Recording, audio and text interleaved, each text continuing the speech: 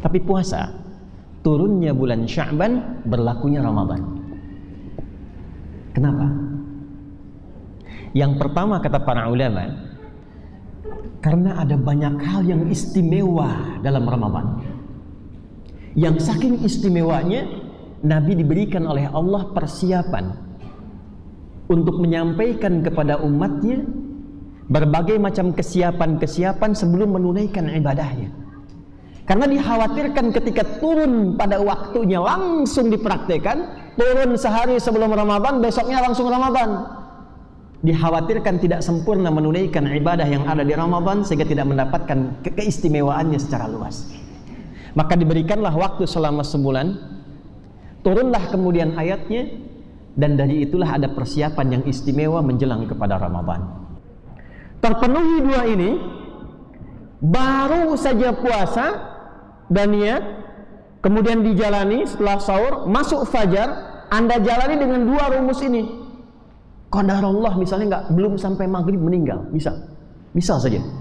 Belum sampai maghrib meninggal, sampai asar misalnya meninggal. Itu bonusnya, ghufira lahu ma taqaddama min dzambi. Semua dosa-dosa yang pernah dikerjakan selama hidupnya digugurkan seketika oleh Allah Subhanahu wa taala. Semua. Belum tentu Ramadan akan tiba lagi. Maka jadikan Ramadan yang tahun ini sebagai Ramadan yang mungkin terakhir untuk kita semua. Niatkan dengan ikhlas, siapkan program untuk Ramadannya. Ilmunya dipelajari dari sekarang supaya saat masuk Ramadan sibuk dengan ibadah dan kita tidak banyak lagi berdebat tentang praktek cara menunaikannya. Maka orang-orang yang meniatkan dirinya dengan baik untuk puasa, sebelum puasa dia sudah siapkan dari sekarang. Diatur programnya. Apa yang diatur? Masuk pada yang kedua. Nah ini titik poinnya. Bapak Ibu jamaah sekalian, ayat puasa di Al-Baqarah ayat 183 diturunkan oleh Allah kepada Nabi Muhammad SAW di tahun kedua Hijrah di bulan Sya'ban, persis seperti sekarang. Jadi turunnya ayat ini bukan di Ramadan tapi di bulan apa? Sya'ban, bulan ke-8 di tahun kedua Hijrah. Kenapa turunnya di bulan Sya'ban? Bukan di bulan Ramadan. Dan menariknya nanti, semua ayat-ayat yang turun terkait ibadah, saat turun ayatnya langsung dipraktekkan. Contoh, ayat tentang sholat. Nabi menunaikan Isra dan Mi'raj, nanti lihat di Sahih Muslim, Kitabul Iman, topik yang pertama, jilid yang 1, subtopik yang ke-74, hadis nomor 162, paling kanan di pertengahan. Itu begitu peristiwanya berlangsung, turun perintah, langsung salat. Zakat demikian. Turun ayat tentang zakat, zakatnya berlaku. Haji demikian. Turun ayat tentang haji, tentang umrah, berlaku hukumnya seketika. Tapi puasa, turunnya bulan Sya'ban, berlakunya Ramadan. Kenapa? Yang pertama kata para ulama, karena ada banyak hal yang istimewa dalam Ramadan. Yang saking istimewanya, Nabi diberikan oleh Allah persiapan untuk menyampaikan kepada umatnya berbagai macam kesiapan-kesiapan sebelum menunaikan ibadahnya. Karena dikhawatirkan ketika turun pada waktunya langsung dipraktekkan, turun sehari sebelum Ramadan, besoknya langsung Ramadan. Dikhawatirkan tidak sempurna menunaikan ibadah yang ada di Ramadan sehingga tidak mendapatkan keistimewaannya secara luas. Maka diberikanlah waktu selama sebulan, turunlah kemudian ayatnya, dan dari itulah ada persiapan yang istimewa menjelang kepada Ramadan. Sekarang yang akan kita keluarkan dua hal. Apa rahasia di balik ayat ini? Apa program yang Nabi bimbingkan menjelang kepada Ramadan? Dan apa ukuran orang-orang yang mampu berhasil menunaikan puasanya? Kita mulai dengan Al-Baqarah ayat 183. A'udzu billahi minasyaitonir rajim. Ya ayyuhalladzina amanu kutiba 'alaikumus syiyam kama kutiba 'alal ladzina min qablikum la'allakum. Baik. Fokus baik-baik. Ya ayyuhalladzina amanu, sudah saya bahas tadi. Hei semua orang yang telah menyatakan beriman tanpa kecuali, besar, kecil, tua, muda, apapun profesinya, sepanjang memenuhi kualifikasi berdasarkan fikihnya, semua dipanggil. Karena semua dipanggil, perhatikan barokahnya huruf ya di sini. Karena panggilannya menggunakan huruf ya di awal ayat puasa ini, maka Allah tanamkan rahmat kepada semua hambanya di awal puasa tanpa kecuali. Inilah barokahnya huruf ya. Perhatikan baik-baik ya. Dengan huruf ya inilah rahmat Allah diturunkan di awal puasa tanpa kecuali pada siapapun. Mau yang lemah imannya, yang kuat imannya, yang menengah. Karena itu Bapak Ibu bisa lihat ya, di masjid-masjid manapun, mau di Gamping, Kerembangan, di Bantul, di Kendal, Semarang, NTB, sampai kemanapun tadi itu, lihat malam pertama puasa, hakul yakin saya katakan, semuanya akan penuh. Dan yang ke masjid itu, jangankan yang biasa jamaah, yang jarang ke masjid pun bisa saf pertama. Tapi jangan simpulkan setiap saf pertama nggak pernah ke masjid ya. Saya mengilustrasikan. Yang jarang pegang Al-Quran pun bisa tadarusan, bisa khataman. Itu malam pertama bisa penuh. Itulah barokahnya huruf ya. Tapi kalau kita nggak belajar pedoman Nabi yang oleh beliau diajarkan di bulan Sya'ban sebelum Ramadan, itu belum tentu rahmat yang diberikan di awal itu bisa dipegang terus sampai akhir Ramadan. Padahal rahmat Ramadan itu bukan di awal saja. Hadis yang mengatakan awwaluhu rahmah, awsatuhu maghfirah, akhiruhu itqam minan nar, itu hadisnya hadis maudhu', hadis palsu. Tapi maknanya dikumpulkan menjadi benar. Rahmat itu dari awal sampai akhir. Kalau tidak belajar program Nabi motivasi dari awal, maka besar kemungkinan saat akan maju Ramadannya terus bergerak ke tengah, maka pertengahan Ramadan bisa terjadi kemajuan. Apalagi yang di Muhammadiyah tuh, gerakan Islam berkemajuan. Safnya maju ke depan. Jadi dari yang 20 saf maju 15. 10 hari lagi harusnya i'tikaf, maju 10 saf. Padahal di awal Ramadan menggunakan ya ayyuhalladzina amanu, tapi tidak diteruskan kajian ayatnya, berhenti di sini. Teruskan. Kutiba alaikumus, diwajibkan bagi kalian menunaikan apa? Perhatikan baik-baik. Ada as-syam, ada as-shaum. Ada syam, ada shaum. Shaum artinya apa? Puasa. Syam artinya apa? Puasa. Shaum hanya disebutkan sekali dalam Al-Quran. Quran surah 19 ayat 20.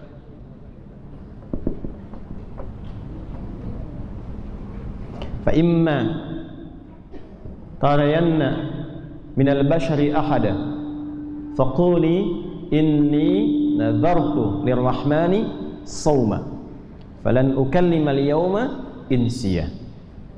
Maryam, kalau nanti ketemu orang siapapun, diam aja, jangan bicara, kamu saum.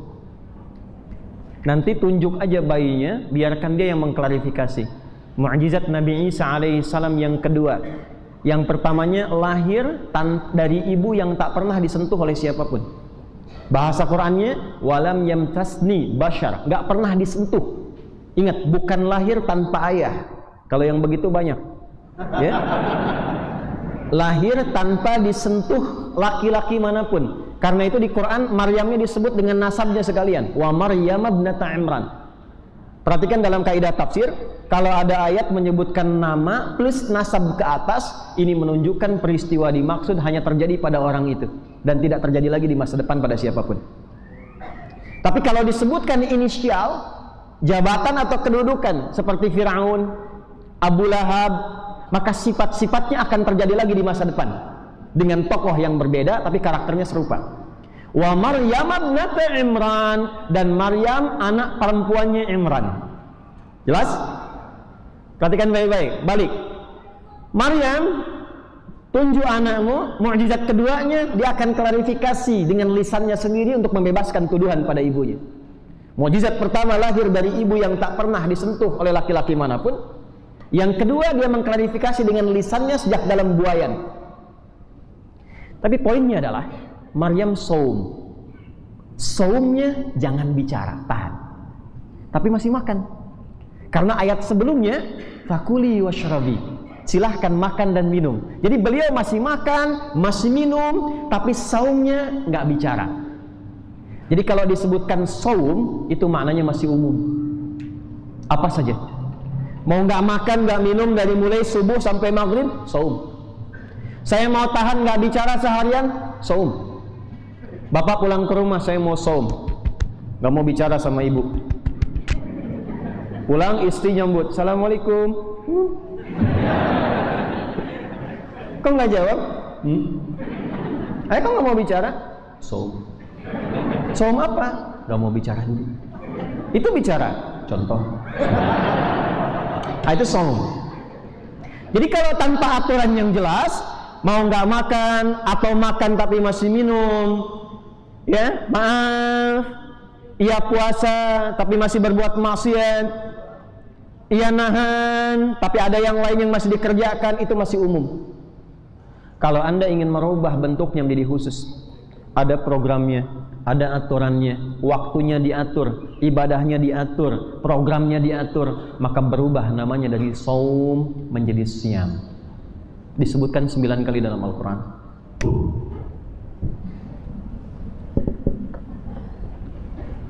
Kalau Anda ingin khususkan waktunya di yang ini nih, bukan yang lain, Ramadan saja bukan yang lain, maka tambahkan alif lam di depannya menjadi asyam. Asyam, bukan asyap. Asyam. Asyam. Perhatikan ayatnya. Saya ingin ajak Anda bagaimana merasakan dahsyatnya bahasa Quran. I'jaz al-fadhil Qur'anul Karim. Ya ayyuhalladzina amanu kutiba alaikumus. Ada alif lamnya enggak? Ada. Ini menunjukkan puasa yang akan ditunaikan itu bukan puasa biasa. Bukan sekedar Anda tunggu, kemudian hanya dilihat 2 waktu aja. Kapan buka, kapan sahur. Buka jam sekian, sahur jam sekian. Buka jam sekian, sahur jam sekian. Makanya memang saya suka agak aneh, saya berikan masukan. Kenapa jadwal imsakiyah isinya jadwal sholat? Coba silahkan cek tuh. Imsak itu kan nama lain dari puasa. Seharusnya kalau jadwal imsak, itu artinya jadwal puasa. Programnya apa saja. Sehingga ketika melihat jadwal imsak, yang dilihat cuma 2 kan? Kapan subuh, kapan maghrib kan? Ayo ngaku tuh, ya kan? Hari pertama maghrib jam berapa, hari kedua jam berapa kan? Bedanya berapa menit ya? Nah, itu masih umum. Tapi kalau kita katakan siam, maka ada program yang Nabi telah tunjukkan, waktunya teratur dengan sempurna. Ini yang akan kita keluarkan dengan cepat terlebih dahulu. Yuk, pelan-pelan. Saya mulai dengan hadis yang cepat dulu. Al-Bukhari nomor hadis yang ke-38. Kitabus Shaum. Hadis riwayat Al-Bukhari nomor hadis, qala Rasulullah sallallahu alaihi wasallam, man shama ramadhana imanan wa ihtisaban ghufira lahu ma taqaddama min dhanbi. Pelan-pelan, fokus baik-baik. Masih ingat tadi saya katakan di awal, kalau ada man itu menunjuk kepada apa? Personel ya. Maka rasakan ini Nabi mengajak kita secara personel ke masing-masing kita. Man shoma, siapapun. Saya lebih condong mengartikan kepada siapapun ya. Di terjemahan dulu itu diterjemahkan dengan barang siapa. Nah, saya cenderung memilih ini. Kenapa? Karena sampai sekarang saya belum bisa memastikan dan menemukan itu barang punya siapa. Man shoma, man siapapun. Sama yang menunaikan puasa dengan serius. Perhatikan, man ketemu fi'il madhi, maka fi'il madhi kata kerjanya artikan dengan sungguh-sungguh, serius. Man shoma, siapapun yang menunaikan puasa Ramadhan dengan sungguh-sungguh, Ramadan khusus di bulan Ramadan. Ketentuan pertama, perhatikan ketentuan pertamanya, bukan puasa biasa. 1, imanan, dia tunaikan sepenuh imannya. Keseriusan pertama, iman. Pelan-pelan. Wahtisaban. Yang kedua, ketentuan kedua, ihtisab. Awas Pak ya, Ibu, kita belajar dari sekarang karena ini yang menentukan berpahala atau tidak, bonusnya dapat atau enggak, merubah perilaku atau tidak. Kuncinya di sini. Wahtisaban, kedua ada unsur ihtisab. Terpenuhi dua ini, baru saja puasa dan niat, kemudian dijalani setelah sahur, masuk fajar, Anda jalani dengan dua rumus ini. Qadarullah misalnya belum sampai maghrib meninggal, misal saja. Belum sampai maghrib meninggal, sampai asar misalnya meninggal. Itu bonusnya, ghufira lahu ma taqaddama min dzambi. Semua dosa-dosa yang pernah dikerjakan selama hidupnya digugurkan seketika oleh Allah Subhanahu wa taala. Semua. Maaf ya, cuman catatannya hutang tetap berlaku. Gugur dosa itu tidak menghapus hutang. Gugur semua dosa. Siapa yang merasa tidak punya dosa boleh angkat tangan. Enggak, saya serius. Yang dosanya sedikit boleh angkat tangan. Yang agak banyak? Agak banyak. Yang banyak sekali? Oke, yang nggak ngangkat saking nggak kehitungnya banyak gitu kan? Oke, sekarang saya robah. Siapa yang ingin masuk surga boleh angkat tangan. Insya Allah. Yang surga Firdaus. Insya Allah. Yang ingin bersama Rasulullah. Baik, orang aneh. Masuk surga, pengen dengan Rasulullah, tingkat paling tinggi, dosa banyak. Ya kan? Aneh kan? Dan Allah Maha tahu itu. Maha tahu. Karena itu dengan sifat Rahman dan Rahimnya, itu ada nanti, ada yang harian, ada yang setiap malam, ada yang setiap pekan seperti Jumat, ada yang bulanan, ada yang tahunan. Yang tahunan ini mengakumulasi semua ibadah dari yang harian, pekanan, bulanan, diakumulasikan dalam puasa, dalam siang. Maka Allah berkenan ketika masuk Ramadan, dosa-dosa yang banyak itu seketika digugurkan. Ini bukan main-main. Maaf ya, nanti menentukannya saat sakaratul maut. Dan semua pasti akan menghadapi itu. Ghufira lahu ma taqaddama min dzambi. Kata Nabi, ma itu untuk semua dosanya berpotensi diampuni. Syaratnya dua. Satu, perhatikan baik-baik. Imanan. Apa? Iman. Saya tuliskan bahasa Arab ya. Imanan. Iman di dalam Quran seringkali mengawali amal soleh. Karena konsepnya begitu. Quran surah 103, wal 'asr innal insana lafi illal ladzina iman dulu wa 'amilus shalihat.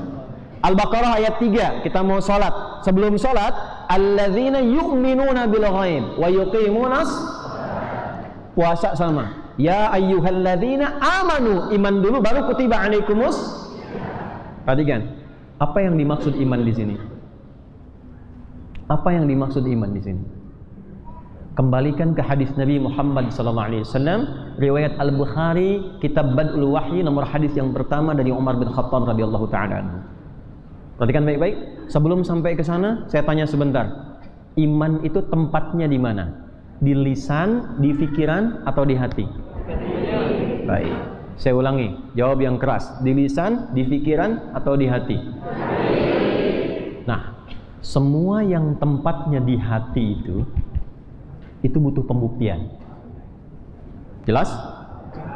Semua yang tempatnya di hati itu butuh pembuktian. Nah, iman itu perkara hati.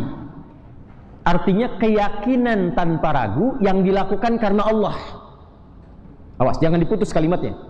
Keyakinan tanpa ragu yang dilakukan karena Allah. Karena ada orang yakinnya bukan tanpa Allah, ada. Jangan dikira ada orang yakin tanpa Allah. Ya, ada. Ada yang yakin karena Allah, ada yang yakinnya bukan karena Allah. Maaf.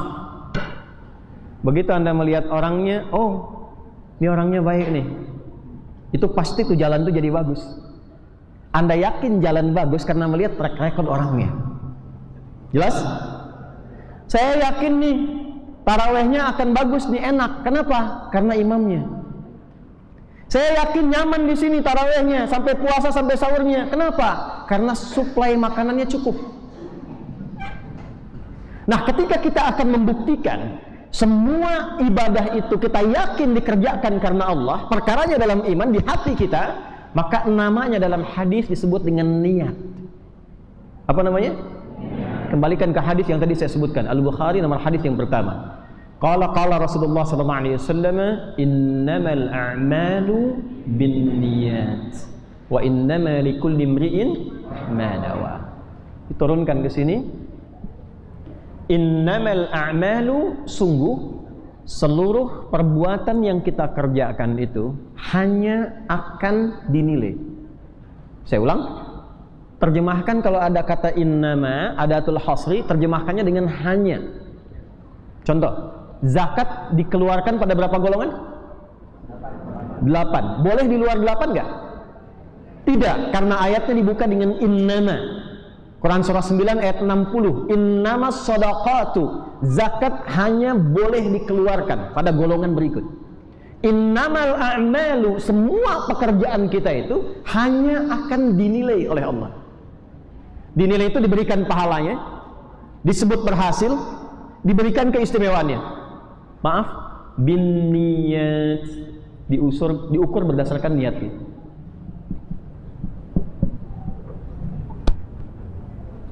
Niat tempatnya di mana? Kalau di lisan itu namanya talaffuz. Niatnya di hati. Kata Al-Imam Asy-Syafi'i, an-niyatu mahalluha fil qalbi. Niat itu tempatnya dalam hati. Kalau dibawa dalam salat, muqtarinatan bit takbir. Begitu mengucapkan Allahu Akbar, dalam hati kita niatkan salatnya mau kemana? Zuhurkah, asarkah, maghribkah, jumatkah, untuk membedakan antara salat satu dengan yang lainnya. Sekali lagi, karena iman perkaranya niat dan tempatnya di hati, maka bab ini menjadi penting karena mengawali ibadah puasa. Saya tanya, ibu niat puasa karena siapa? Yakin? Betul? Coba nanti kita cek. Jangan-jangan tarawehnya ke masjid karena si fulanah juga taraweh, saya taraweh. Antum semua kesini karena Allah atau karena saya mau datang?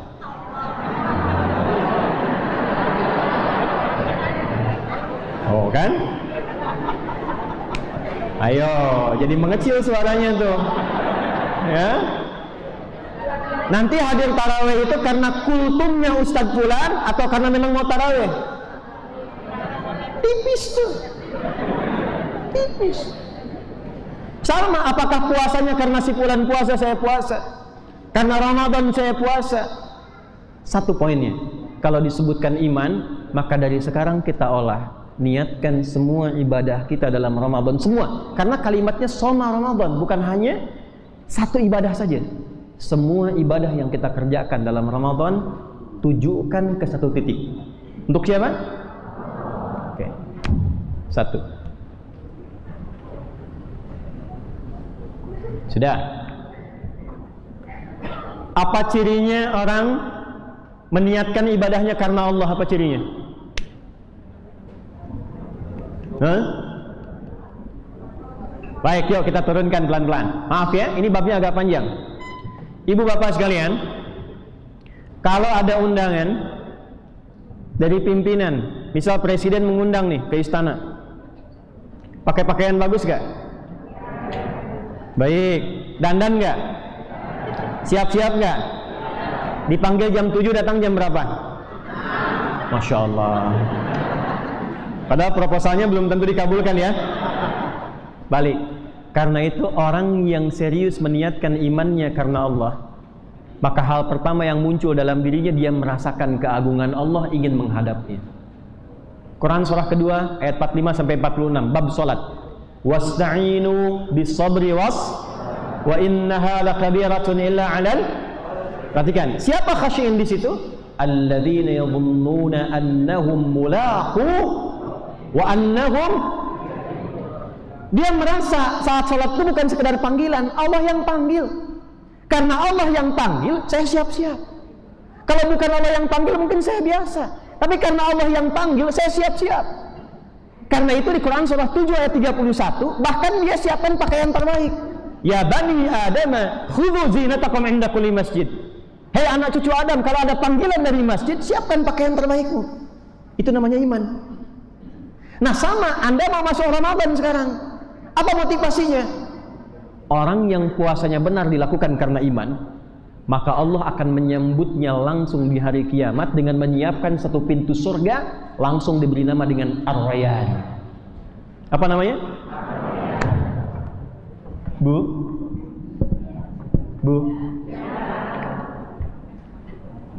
Motivasi terbaik untuk menjadikan ini dilakukan karena Allah, tempatkan. Saya pengen pulang, disiapkan oleh Allah satu tempat istimewa lewat pintunya, pintu Ar-Rayyan. Maka orang-orang yang meniatkan dirinya dengan baik untuk puasa, sebelum puasa dia sudah siapkan dari sekarang. Diatur programnya. Apa yang diatur? Masuk pada yang kedua. Nah ini titik poinnya.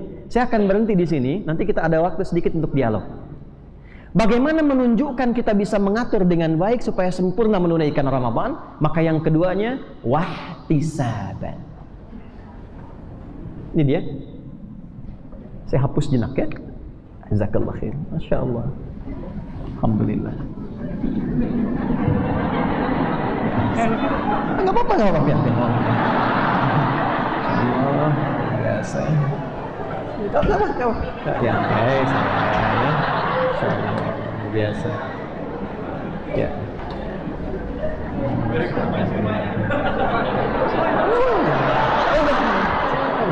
Boleh. Ya. Siap.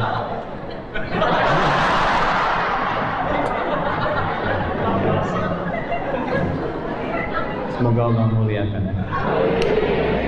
Man dalla ala khairin falahu ajruhu mithla ajri fa'ilihi min ghairi an yanqusa bi syai'. Siapa yang memfasilitasi pada kebaikan, dia punya pahala yang sama dengan yang mengerjakan tanpa dikurangi sedikit pun ya. Dia sudah bantu ngapus, mudah-mudahan pahalanya sama dengan yang menulis, insyaallah. Kecuali beliau menghapus apa yang tidak ingin saya hapus.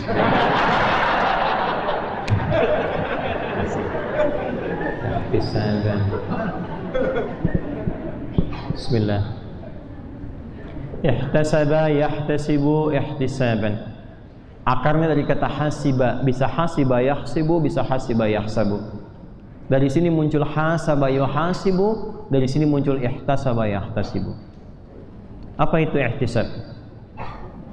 Ihtisab itu maknanya dua. Satu,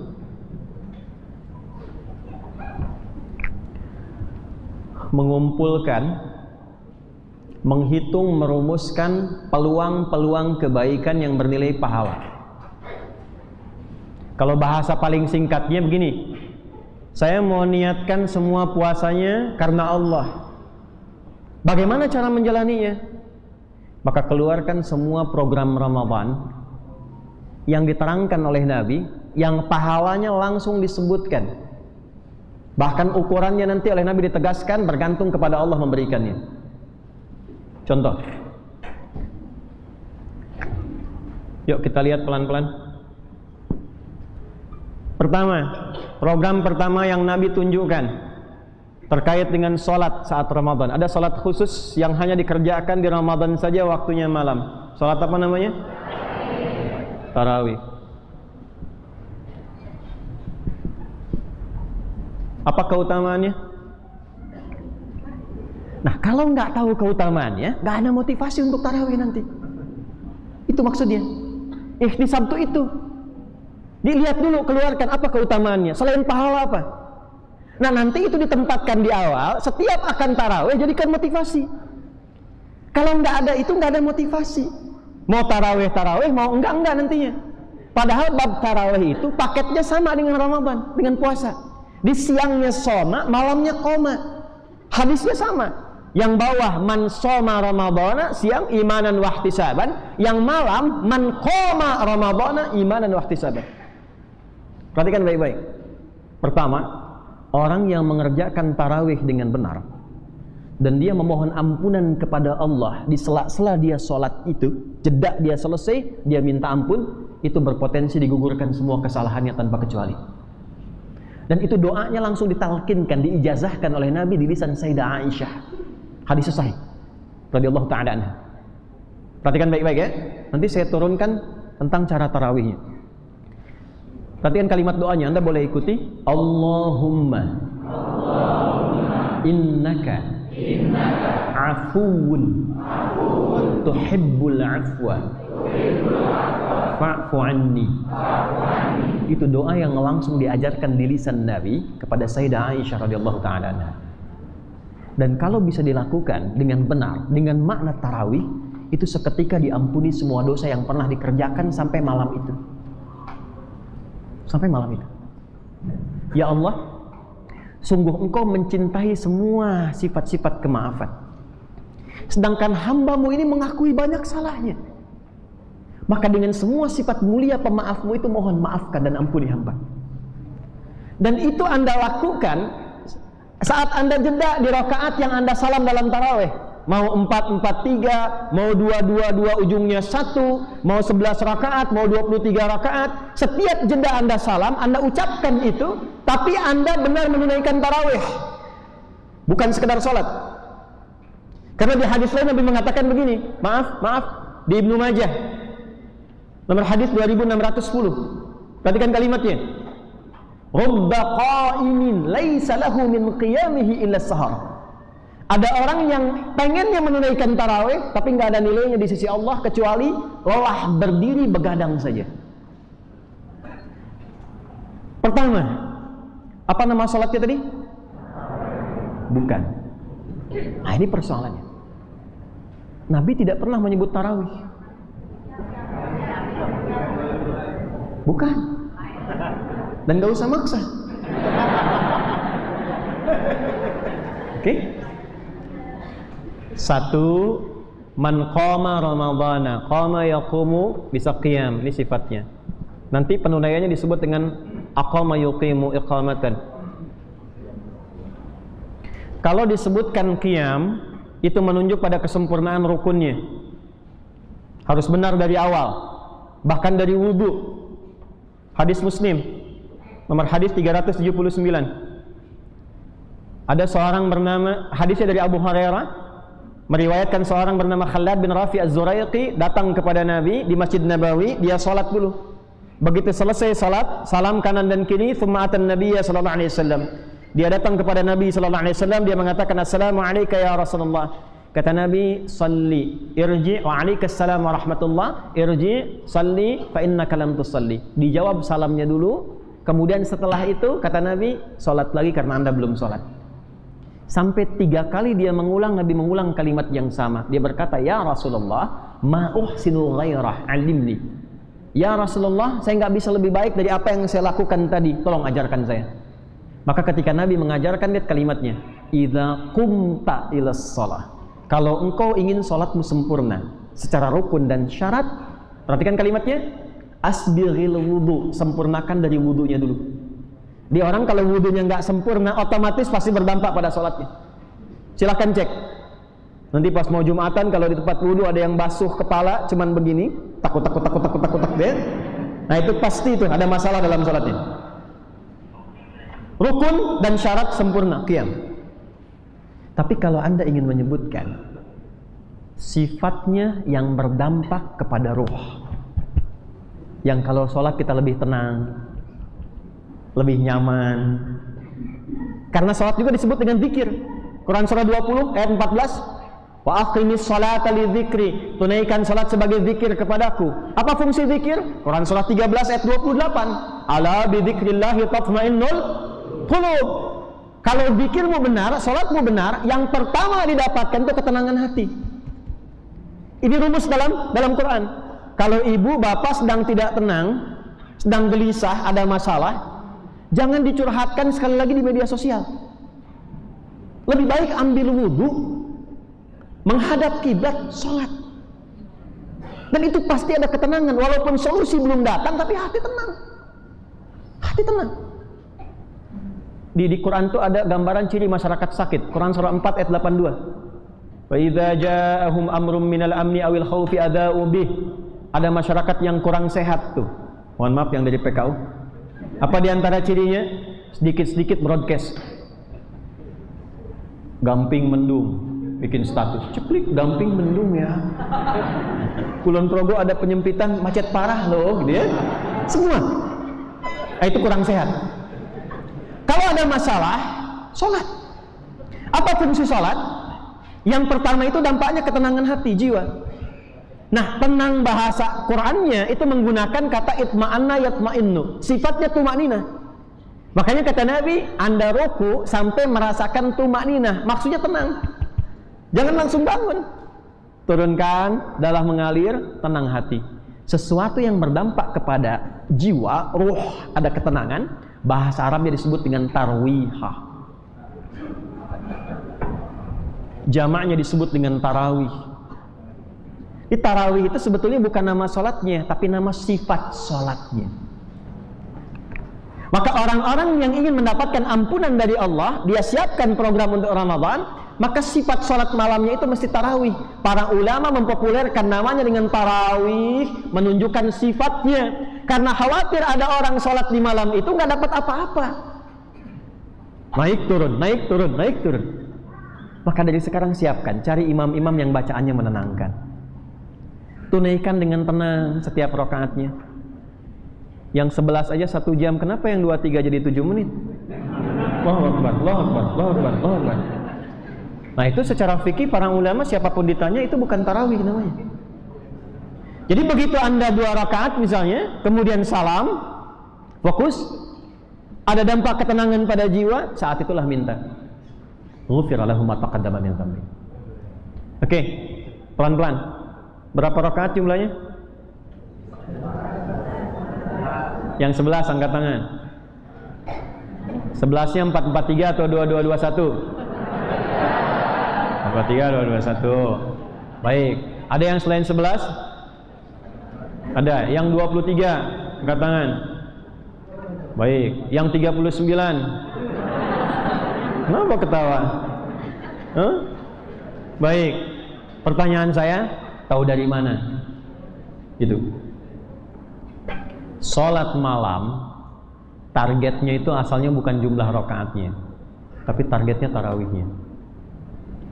Ini bagian terakhir, perhatikan baik-baik. Berapa jumlah rakaatnya? Hadis pertama dari Ibnu Umar radhiyallahu taala anhuma, hadis Muslim nomor hadis 729. Rawinya Ibnu Umar radhiyallahu taala anhuma, Abdullah bin Umar ibn Khattab radhiyallahu taala anhuma. Qala Rasulullah sallallahu alaihi wasallam. Perhatikan baik-baik. Ini hadis dasarnya. Salatul laili mathna mathna.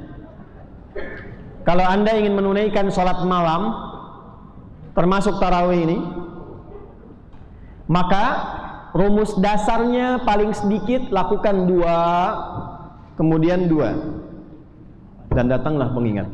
10 menit lagi. 10 menit lagi.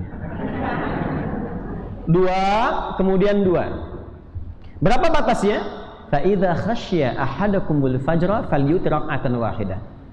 Kalau Anda khawatir sudah akan tiba fajar, maka segera tutup dengan witir. Kira-kira kalau Anda ba'da isya, salat tarawih sampai menjelang fajar berapa rakaat tuh? Hah? Menjelang fajar itu sahar namanya. Quran surah 51 ayat 18. Waktunya sahar, pekerjaannya disebut sahur. Jelas? Kurang lebih 30 menit sebelum fajar. Jadi kalau dari ba'da isya jam 8 bisa sampai setengah 4 atau jam 4, kira-kira dapat berapa rakaat?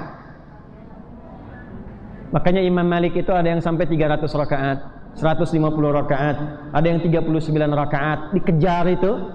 Jadi pertama sebetulnya nggak ada batas jumlah rakaatnya, tapi yang dikejar kualitas tarawihnya. Muncul persoalan kalau nggak ada batasnya, nggak ada standarnya, nanti masing-masing seenaknya. Yang ini 2 witir 1, kok cuma 2? Nggak ada batas. Yang itu 4, yang ini 6 witir 1. Maka Nabi memberikan standar. Al-Bukhari nomor hadis 2010. Hadis ya dari Sayyidah Aisyah radhiyallahu taala anha. Makana Rasulullah sallallahu alaihi wasallam yazidu fi Ramadan aw fi ghairihi ala 11 rak'atan. Kalau beliau tinggal di rumah saya, yang saya saksikan di Ramadan atau di luar Ramadan, sholat malamnya konsisten 11 rakaat. Berapa rakaat? Oke. Istri Nabi berapa Pak? Kan Bu? Berapa? Baik. Istri Nabi lebih daripada 4, ada 11 yang populer, 9 yang banyak dibahas. Kenapa diizinkan lebih daripada 4? Karena semua istri Nabi mewakili seluruh karakter perempuan di bumi. Nanti Ibu silahkan ngaji khusus Bu ya, kalau saya kesini lagi nanti kita bisa bahas. Di antara ibu harus temukan kira-kira ibu mirip siapa. Itu ada nanti. Kalau wajah nggak mungkin ya, itu karakter maksudnya. Nanti ada yang, betul Pak, ada yang senang kajian, ada yang senang bikin kue, ada yang senang fashion, ada istri Nabi begitu. Nanti lain waktu ya Bu ya. Nah ini kan di rumah Sayyidah Aisyah. Kalau di rumah Sayyidah Maimunah, berapa jumlahnya? Abu Daud, nomor hadis 1367. Dari Ibnu Abbas radhiyallahu ta'ala anhuma. Abu Daud itu muridnya Imam Ahmad bin Hanbal. Perhatikan. Kana an-nabiy sallallahu alaihi wasallam idza istayqadha min naumihi fajalasa wa qara khawatim Ali Imran wa masaha bi yadihi min athari naumihi fadhaba ila shinin mu'allaqa, kemudian datang ke musalla beliau dan salat. Salatnya kata beliau 2 tutup dengan 1, 11 rakaat. Di sini 11, di sini 11. Yang di Sayyidah Aisyah dikerjakannya 4, 4, 3. Yang di sini 2, 1. Jadi kalau Anda 11 rakaat pakai 4, 4, 3, berarti Anda mengamalkan yang di sini. Kalau Anda 11 yang 2, ujungnya 1, Anda mengamalkan yang di sini. Cuman pertanyaannya, Nabi itu 1 rakaatnya berapa panjangnya? Kita mau tutup nih. Maka kata Sayyidah Aisyah, la tas'alan husnihinna wa tulihinna, tapi jangan tanya panjang dan bagusnya ya. Itu yang nanya Abu Salamah dari tabi'in. Tapi ketika era sahabat, ada sebagian penasaran. Abdullah bin Mas'ud, Ubay bin Ka'ab, beberapa yang lain ikut sholat di belakang Nabi. Karena penasaran. Ternyata rakaat pertamanya itu 100 ayat Al-Baqarah. Dikira akan ruku, ternyata nyambung 286 ayat. Rakaat pertama. Dikira akan ruku, ternyata nyambung Ali Imran 200 ayat. Dikira akan ruku, nyambung An-Nisa 176 ayat. 5 juz 4 halaman, barulah kemudian beliau ruku. Rakaat pertamanya 5 juz 4 halaman. Dan info paling akuratnya, besoknya nggak ada yang ikutan lagi. Nah, sahabat itu ingin lihat Nabi, ingin sama dengan Nabi. Umar jenius. Ini makin kesini kok makin berkurang katanya kualitas rakaatnya itu, kualitas ayatnya. Maka Umar berpikir bagaimana caranya ayatnya sama dengan Nabi tapi tak terasa lelah. Maka dikembalikan ke hadis asal riwayat Ibnu Umar yang tadi itu, oleh beliau dipecah jadi 2. Yang 11 dibagi 2. 10 pertamanya dibagi 2, 5 juz 4 halaman bagi 2, 2 juz. Maka 1 bagi 2, yang 10 dikalikan rumusnya. 10 karena dibagi 2 kalikan jadi 20. Jadi yang 5 juz 4 halaman bagi jadi 2 rakaat. Karena itu yang 11 itu tadi 10-nya kalikan 2 jadi 20 rakaat. Witirnya 1 kali 2 kan jadi genap, maka jadikan 3. 20 tambah 3 berapa? Inilah asalnya yang 23 itu. Nggak pakai lo. Oh, asalnya ini. Kita pakai ilmu ngajinya. Ya. Dan ini bukan bid'ah, nggak mungkin Umar berbuat bid'ah. Karena nggak ada batasan. Umar itu spiritnya gimana tetap sama dengan Nabi. Makanya kalau Anda ingin ngambil 11 pun jangan banyak diskon bacaannya. Lihat imamnya, wah ini jamaahnya mukanya cool semua nih gitu kan. Maka bacakan yang sesuai. Jelas? Ghairil maghdubi alaihim waladdallin. 1997 saya di Darul Arqam di Garut. Ramadan pertama, imamnya kakak kelas saya nomor 1 yang paling tinggi. Madnya sampai 6 harakat. Kelas 6 paling tinggi. Begitu waladdallin amin, dia baca Yasin. Waduh, saya pikir panjang nih. Tapi ternyata Allahu Akbar.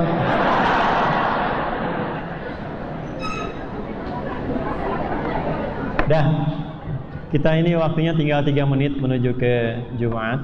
Mungkin tidak sampai juga untuk kita diskusi. Saya agak cepat, lihat sini. 1, belum tentu Ramadan akan tiba lagi. Maka jadikan Ramadan yang tahun ini sebagai Ramadan yang mungkin terakhir untuk kita semua. Niatkan dengan ikhlas. Siapkan program untuk Ramadannya. Ilmunya dipelajari dari sekarang, supaya saat masuk Ramadan sibuk dengan ibadah dan kita tidak banyak lagi berdebat tentang praktek cara menunaikannya. Saya cepat. Program Nabi itu ada 4, 5 kesempurnaannya. 1, sholat. Keluarkan semua jenis sholat yang pernah diajarkan Nabi. Kalau bisa yang 40 Bu, Pak. 17 rakaatnya yang fardu, 12 rakaat rawatib, malamnya 11. 11 tambah 17 tambah dengan 12, 40. 2, amalan Quran. Dari sekarang rencanakan Bu, Pak. Mau khatam berapa kali? Mau kajian surat apa? Mau menghafal berapa juz? Siapkan dari sekarang. 3, amalan harta. Mau berbagi bagaimana? Disiapkan sekarang. Amalan selama Ramadan itu dilipat gandakannya. Hari biasa 700 kali lipat. Di Ramadan paling rendah kalikan 10 kali lipat lagi. Jangan lihat banyaknya, lihat imannya. Misal, saya punya anggaran 100.000, gak apa-apa, tiap hari bagikan. Beli misalnya apa saja yang bisa dibagi, walaupun cuma 1, walaupun cuma misalnya botol minuman dan sebagainya. 3. Keempat, banyak berbuat baik. Tingkatkan sedekah. Sedekah itu nggak harus harta. Ya, maaf sekali, sambung hubungan silaturahim dengan baik. Jangan-jangan Anda sholatnya bagus dengan orang tua belum baik, dengan adik kakak, dengan tetangga ada yang belum selesai. Selesaikan saat Ramadan. Karena hadis tentang Ramadan bersambung dengan sholawat, bersambung dengan bakti pada orang tua. Saya tutup Al-Mustadrak riwayat Hakim An-Naisaburi dari Nabi sallallahu alaihi wasallam. Perhatikan kalimatnya. Raghima anfu rajulin liman adraka ramadhana falam yughfar lahu. Faqala Nabi sallallahu alaihi wasallam amin. Qala Jibril alaihi salam raghima anfu rajulin liman dzukirta indahu falam yusalli alaik. Faqala Nabi sallallahu alaihi wasallam amin. Faqala Jibril alaihi salam raghima anfu rajulin liman yudrik abawaihi al-kibar falam yudkhilal jannah. Celaka seseorang jauh dari Allah, jauh dari rahmat Allah, orang yang mendapati Ramadan tapi enggak diampuni dosanya. Kata Nabi amin. Celaka seseorang jauh dari rahmat Allah yang dia disebutkan nama Nabi tapi enggak mau bersalawat. Kata Nabi amin. Celaka seseorang jauh dari rahmat Allah, orang yang masih mendapati orang tuanya tapi tak mampu berbakti kepada keduanya sehingga mampu memasukkannya ke surga. Maka yang keempat, bangun hubungan baik dengan sesama. Dan yang kelima, yang terakhir, selalu jaga ketaatan kita kepada Allah. Saya tutup